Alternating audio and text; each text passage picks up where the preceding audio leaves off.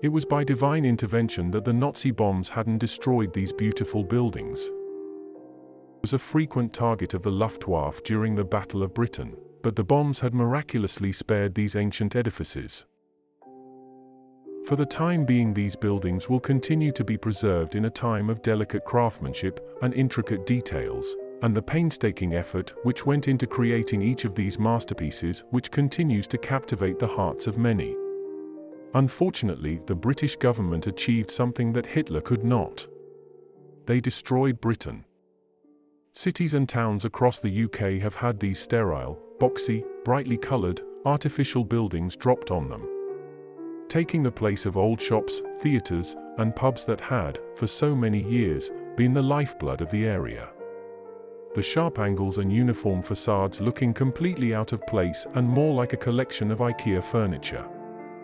The pain of these gaudy buildings would be less if the aim wasn't to capitalize on idiots, by inventing new and often pointless courses such as sports science and art history. This is a worrying trend, as it is creating an environment in which knowledge is not valued for its own sake, but only for its potential financial gain. It is of course understandable that universities have to generate money in order to survive, but it should not be at the expense of knowledge and learning, and financially handcuffing people.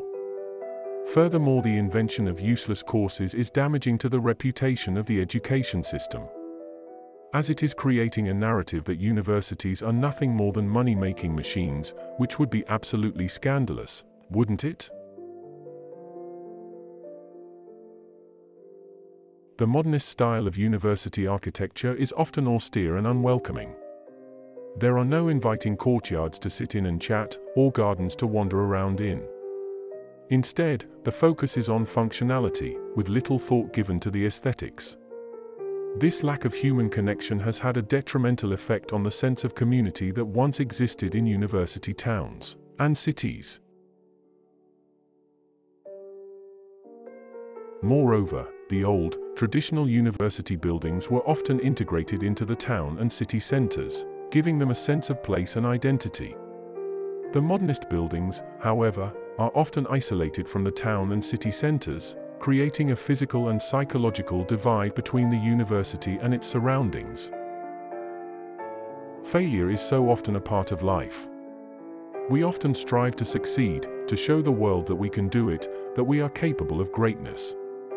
We work hard and push ourselves to our limits, yet often, despite our best efforts, we fall short. You'll keep lowering the bar until you're on the floor.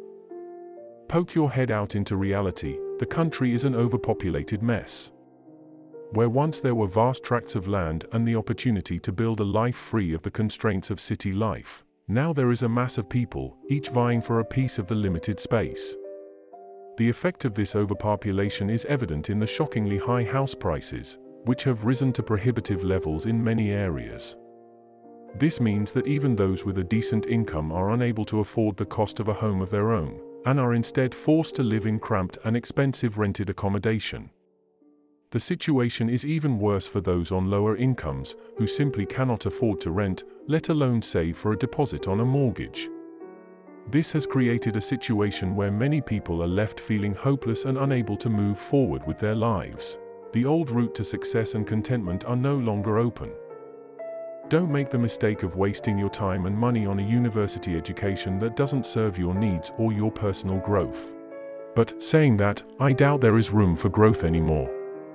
The good old days have gone. I really don't know. The buildings are really ugly though. Thank you for watching. Like and subscribe for more videos.